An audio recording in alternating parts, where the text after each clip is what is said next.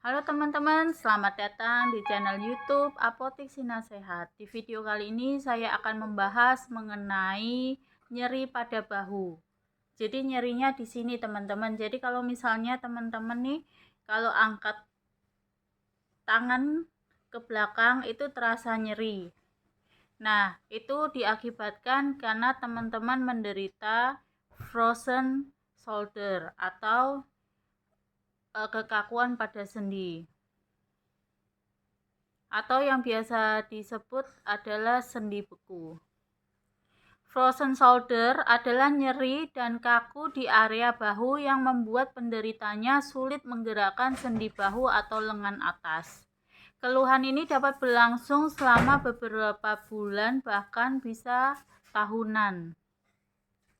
Sendi bahu ini memiliki kapsul pembungkus. Jadi di sendi bahu ini dia ada kapsul pembungkus yang berfungsi untuk melindungi tulang, ligamen, dan tendon. Frozen shoulder ketika kapsul pelindung menebal karena cedera atau tidak digerakkan dalam waktu lama, akibatnya pergerakan sendi bahu menjadi terbatas. Jadi kalau misalnya teman-teman yang suka mageran, nah sebaiknya sering-seringlah latihan mengangkat bahunya ya teman-teman, seperti ini supaya tidak terjadi sendi beku.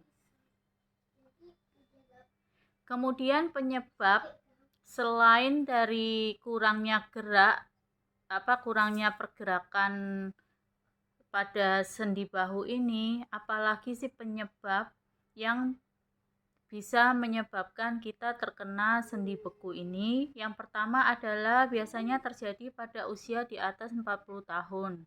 Kemudian bisa terjadi juga untuk penderita misalnya ada riwayat atau lagi mengalami diabetes mellitus, kemudian Parkinson, tuberkulosis, menopause. Jadi orang-orang yang menopause itu juga bisa menyebabkan sendi beku ini. Kemudian bagaimana cara untuk mengobati jika misalnya terkena sendi beku ini? Yang pertama adalah bisa melakukan fisioterapi yang dilakukan oleh dokter. Kemudian teman-teman juga bisa minum obat anti sakit ya teman-teman, anti radang, misalnya aja ibuprofen itu juga bisa. Kemudian juga obat kortikosteroid. Jika misalnya benar-benar sakit sendi bekunya ini lumayan parah, itu biasanya dokter akan memberikan suntikan di bahu tersebut yang mengalami sendi beku. Selain itu, terapi yang bisa dilakukan di rumah yaitu dengan mengompres secara gantian air dingin dan air hangat. Jadi dikompres pertama pakai air dingin, kemudian dikompres lagi pakai air hangat, dan seterusnya sampai nyerinya tersebut berkurang. Dan tentunya kalau misalnya dengan kompres aja itu tidak cukup ya teman-teman. Jadi teman-teman bisa mengatasi juga ditambahkan dengan obat. Misalnya kalau terjadi peradangan bisa ditambahkan obat kortikosteroid atau non kortikosteroid. Misalnya aja yang di pasaran itu atau di apotik itu ada Kataflam, kemudian ada Renadinak, Flamar, itu yang non steroid. Bisa juga teman-teman menggunakan paracetamol ataupun ibuprofen, itu bisa. Kemudian asam mefenamat itu bisa Mevinal. Nah, untuk yang kortikosteroid seperti yang video-video saya sebutkan, obat kortikosteroid itu seperti prednison, kemudian methylprednisolon, kemudian juga bisa dexamethasone, itu bisa teman-teman.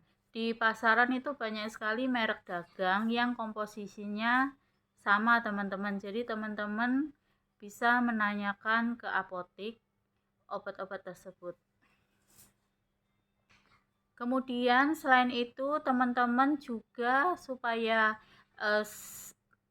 sendi beku ini cepat sembuh, teman-teman juga harus menjaga pola makan, yaitu dengan melakukan diet karbohidrat, kemudian tidak mengkonsumsi makanan yang terlalu banyak, khususnya makanan manis, kemudian minuman kaleng, makanan siap saji, itu bisa teman-teman kurangi. Apakah frozen shoulder ini bisa sembuh tanpa obat?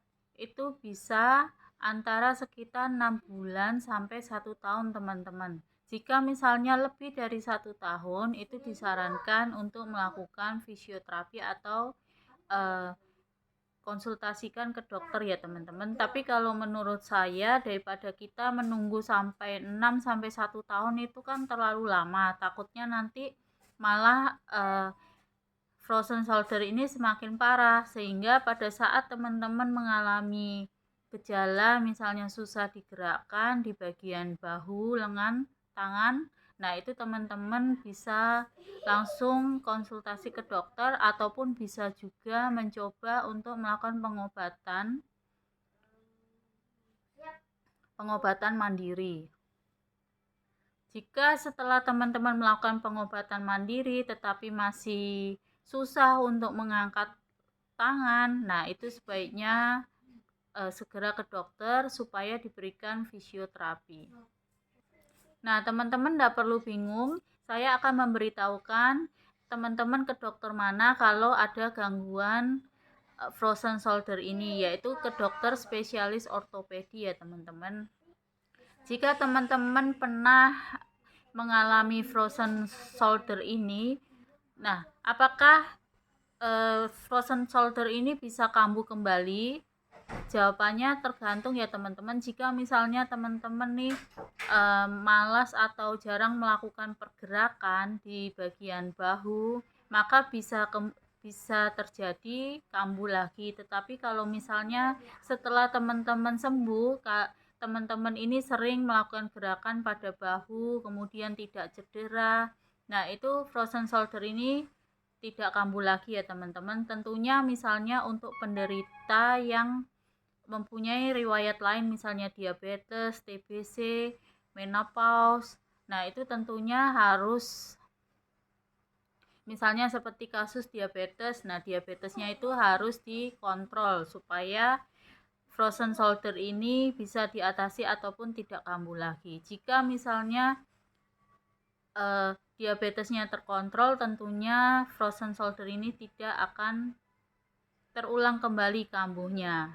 Kemudian juga yang teman-teman harus lakukan selain pergerakan yang sering pada bahu, nah teman-teman juga harus membatasi atau menjaga pola makan teman-teman.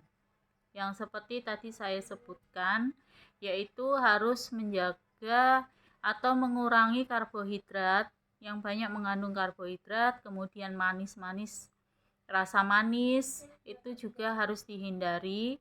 Kemudian juga kalengan ataupun kemasan ataupun siap saji itu juga harus teman-teman kurangi. Nah, untuk posisi tidur pada penderita frozen shoulder ini sebaiknya dalam posisi terlentang. Jadi diusahakan teman-teman jika menderita atau mengalami penyakit frozen shoulder ini, diusahakan tidurnya melentang ya teman-teman. Atau bisa juga diganjal teman-teman, misalnya dengan mengganjal sisi bahu yang mengalami masalah menggunakan bantal dengan ketinggian sedang atau tidak terlalu tinggi.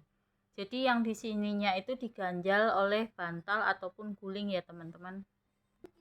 Itu saja teman-teman yang bisa saya edukasikan, semoga bermanfaat dan jangan lupa like, share, subscribe dan nyalakan notifikasinya untuk mendapatkan edukasi-edukasi lainnya dari saya. Terima kasih.